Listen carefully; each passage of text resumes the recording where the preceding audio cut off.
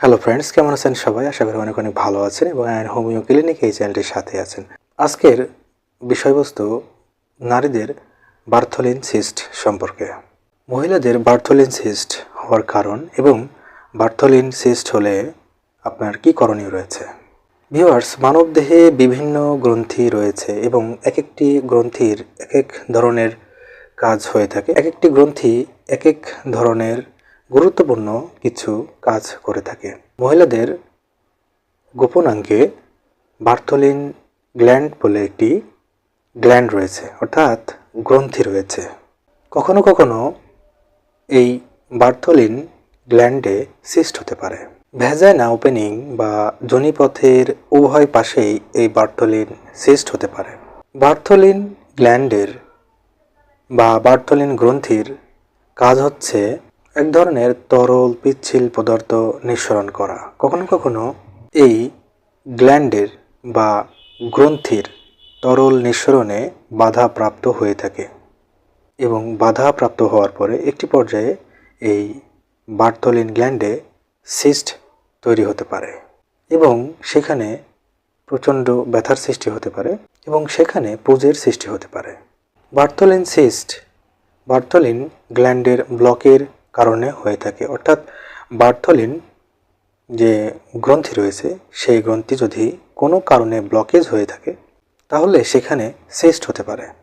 গ্রন্থি থেকে উৎপন্ন তরল জমে এক পর্যায়ে সেখানে ফুলে যায় এবং একটি পর্যায়ে সেখানে সিস্টে পরিণত হয়। কখনো কখনো সিস্ট সংক্রমিত হয়ে সেখানে ফোড়া আকৃতি ধারণ করতে পারে।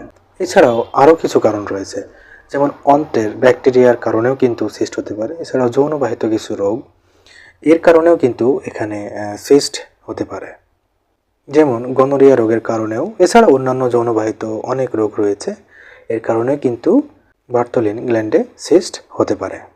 এবার আসা যাক কী কী লক্ষণ দেখা দিতে পারে, অর্থাৎ বার্থোলিন সিস্টের কী কী লক্ষণ আপনার দেখা দিতে পারে। সেটি প্রথমে বলতে গেলে প্রাথমিক পর্যায়ে সিস্ট যদি খুবই ছোট হয়ে থাকে তাহলে তেমন কোনো উপসর্গ কিন্তু দেখা দেয় না, কিন্তু যখন এই সিস্ট বৃদ্ধি পেতে থাকে তখনই কিন্তু উপসর্গ দেখা দিয়ে থাকে। এছাড়াও সিস্টে যদি কখনো সংক্রমণ হয়ে থাকে তাহলেও কিন্তু অনেক ধরনের উপসর্গ দেখা দিয়ে থাকে, অর্থাৎ সিস্টের উপর ভিত্তি করে বিভিন্ন রকম উপসর্গ কিন্তু দেখা দিতে পারে। যেমন যোনিপথের কাছে নরম পিণ্ড আকৃতির বা গুটি দেখা দিতে পারে এবং সেখানে লাল ভাব বা ফোলা ফোলা ভাব হতে পারে। অনেক ক্ষেত্রে বসতে গেলে কিংবা হাঁটাচলা করতে গেলে একটি অস্বস্তির সৃষ্টি হতে পারে কিংবা সেখানে ব্যথা সৃষ্টি হতে পারে। সিস্ট থেকে অনেক ক্ষেত্রে পুঁজের সৃষ্টি হতে পারে, এর সাথে ঠান্ডা লাগা এবং জ্বর জ্বর ভাব হতে পারে। এখন মূল কথা হলো, যদি আপনার সিস্ট হয়ে থাকে তাহলে আপনাকে কি কি করতে হবে, অর্থাৎ আপনি কি উপায় বা পদক্ষেপ গ্রহণ করলে আপনার অনেকাংশে আপনি এই সিস্টকে মোকাবেলা করতে পারবেন। সর্বপ্রথম তো আপনাকে অবশ্যই চিকিৎসা গ্রহণ করতে হবে এবং চিকিৎসা গ্রহণ করার পাশাপাশি আপনাকে অনেক কিছু মেনে চলতে হবে, অর্থাৎ কিছু নিয়মকানুন মেনে চলতে পারলে খুবই দ্রুত আপনি এই সিস্ট থেকে হয়তোবা দূরে থাকতে পারবেন।